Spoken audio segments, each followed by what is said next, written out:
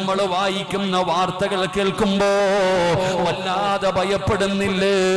അയൽവാസിയെ കൊല്ലുന്ന കൂട്ടുകാര്, പടച്ചവനെ സ്കൂളിൽ പഠിക്കുന്നവനെ തല്ലിക്കൊല്ലുന്ന വിദ്യാർത്ഥികള്, കൂടെ പഠിക്കുന്നവനെ പോലും തല്ലിക്കൊന്നിട്ട്, എന്റെ പ്രിയപ്പെട്ടവരെ, അതൊരു വലിയ കാര്യമായിട്ട് സോഷ്യൽ മീഡിയയിലൂടെ പരസ്പരം അങ്ങോട്ടും ഇങ്ങോട്ടും ഷെയർ ചെയ്യുകയും, നമുക്ക് പ്രായപൂർത്തിയാകാത്തത് കൊണ്ട് ഇതൊന്നും വലിയ വിഷയമാകില്ല, അല്ലെങ്കിൽ കൂട്ടം കൂടിയിട്ട് ഒരാളെ തല്ലിക്കൊന്നു കഴിഞ്ഞാൽ അതൊന്നും നിലനിൽക്കില്ല എന്ന് ഒരാളെ കൊന്നിട്ട് കൂടെ പഠിക്കുന്ന ഒരു സഹപാഠിയെ കൊന്നിട്ട് വളരെ നിസാരമായി പറയുന്ന ഒരു കാലഘട്ടം.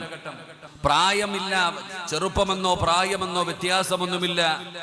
ആ വ്യത്യാസമില്ലാതെ ലഹരിയും, എന്റെ പ്രിയപ്പെട്ടവരെ, അതുമായി ബന്ധപ്പെട്ട പല വിഷയങ്ങളും ഇങ്ങനെ നടന്നുകൊണ്ടിരിക്കുന്നു.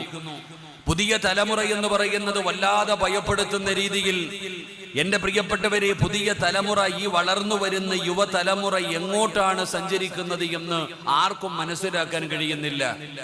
ഓരോ ദിവസവും പത്രമാധ്യമങ്ങളിലൂടെ നമ്മൾ വായിക്കുന്ന വാർത്തകൾ കേൾക്കുമ്പോ വല്ലാതെ ഭയപ്പെടുന്നില്ലേ?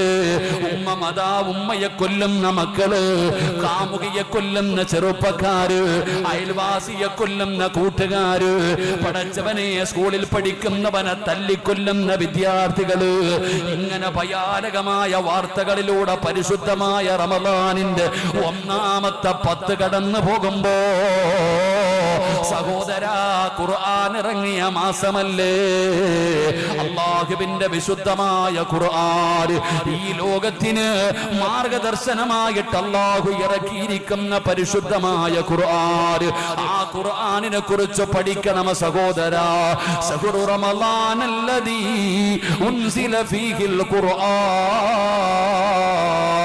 ഹുദൽ ലിന്നാസി വബയ്യിനാതിൻ മിനൽ ഹുദാ വൽ ഫുർഖാൻ.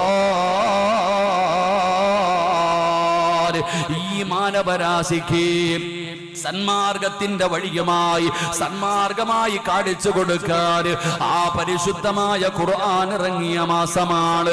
പകച്ചു നിൽക്കുന്ന യുവസമൂഹമേ, എന്ത് ചെയ്യണമെന്നറിയാതെ, ഇനി മുന്നോട്ടുള്ള ജീവിതം എങ്ങോട്ടാണെന്ന് തിരിച്ചറിയാൻ കഴിയാതെ പകച്ചു നിൽക്കുന്ന മാതാപിതാക്കളോട്, ഇന്നത്തെ വിദ്യാർത്ഥികൾ എങ്ങോട്ടാണ് സഞ്ചരിക്കുന്നതെന്ന് തിരിച്ചറിയാൻ പോലും കഴിയാതെ ഭയത്തോടെ നിൽക്കുന്ന മാതാപിതാക്കളോട്, നിങ്ങൾ അല്ലാഹുവിന്റെ ഖുർആനിനും നിങ്ങളോട് ചിലത് പറയാനുണ്ട്.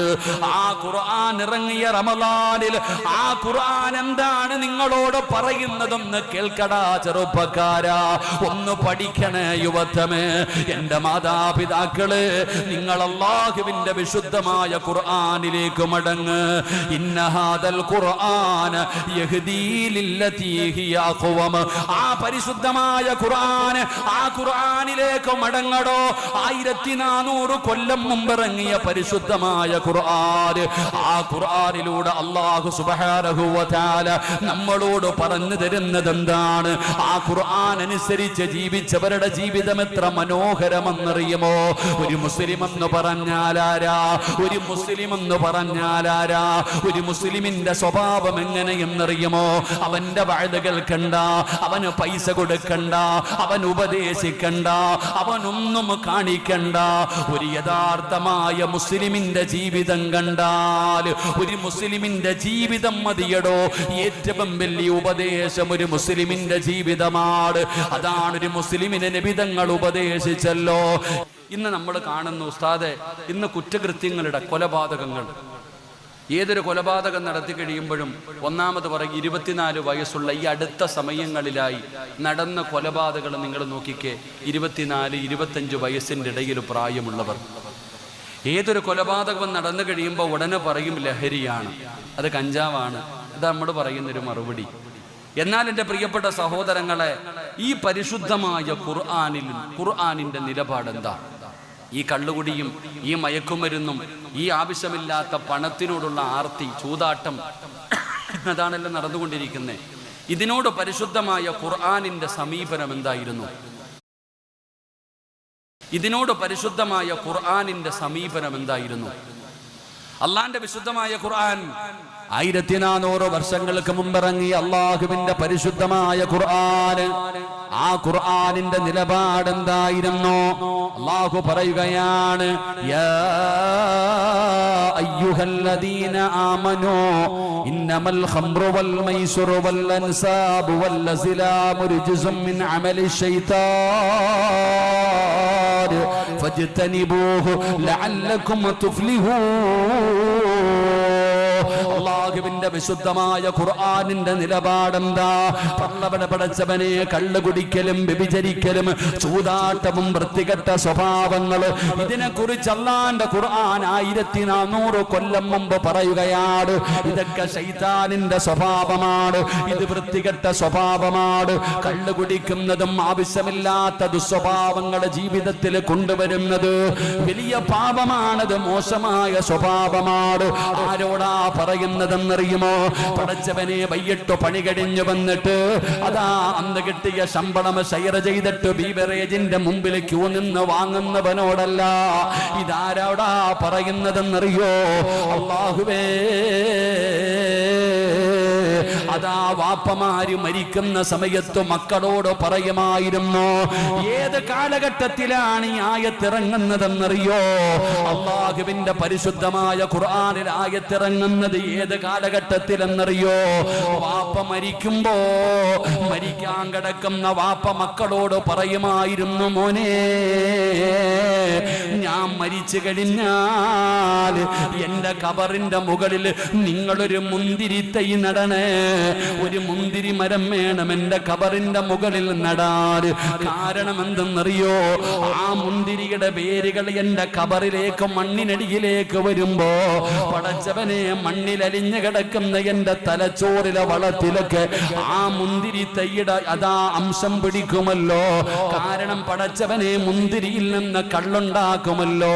അതുകൊണ്ട് ഞാൻ മരിച്ചു കഴിഞ്ഞാൽ എന്റെ കബറിന്റെ മുകളില് മുന്തിരി തൈ വേണം, നടണമെന്ന് ജീവിച്ചിരിക്കുമ്പോ മക്കളോട് വസിയത്ത് ചെയ്യുന്ന, അത്രത്തോളം കള്ളിനോട് അടിമകളായി കിടന്ന ഒരു ജനതയോടാണ് അള്ളാഹുവിന്റെ ഖുർആൻ പറയുന്നത്. എന്റെ പ്രിയപ്പെട്ടവരെ, അവരതിൽ നിന്ന് പിന്തിരിയാ തയ്യാറായി. എത്രയോ കള്ളുകുടിയന്മാര് നന്നായല്ലോ. മഹാനായ സയ്യിദുനാ ഉമർ ഇബ്നുൽ ഖത്താബ്, അവരെ നന്നാക്കിയത് ഖുർആനല്ലേ ചെറുപ്പക്കാരാ?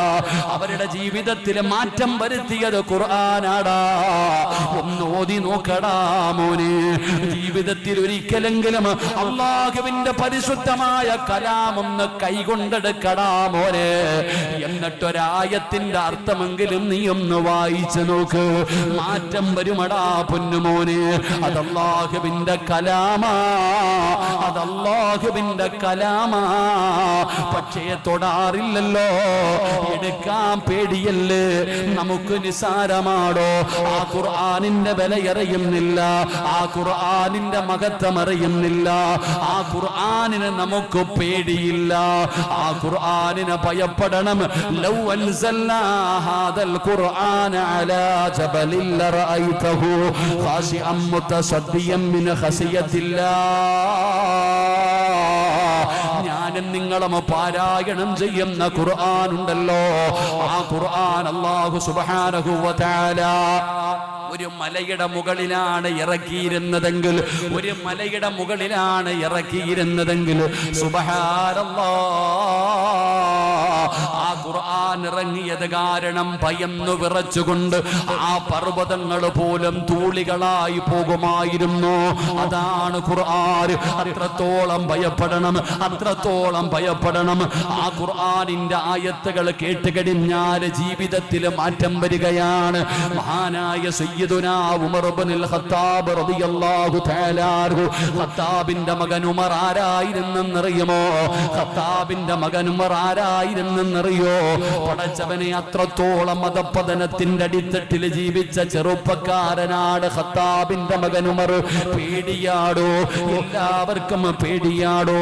തന്റെ കയ്യിലിരിക്കുന്ന കത്തിക്ക് മൂർച്ചയുണ്ടോ എന്ന് ടെസ്റ്റ് ചെയ്യുന്നത് അടുത്തവന്റെ വയറ്റിൽ